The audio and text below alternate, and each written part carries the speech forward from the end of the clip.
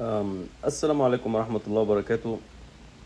أهلا بكم من مونتريال. أنا طبعا عايش هنا بعيد عن مصر الجديدة، العاصمة الإدارية الجديدة، الجمهورية الجديدة، كل حاجة جديدة، حتى الوزارة الجديدة. ألف ألف ألف ألف مبروك، وربنا يجعل يعني أدامكم أدام سعد. بسم الله ما شاء الله. بداية القصيدة يعني حاجة جميلة قوي. لقينا إن وزير التربية والتعليم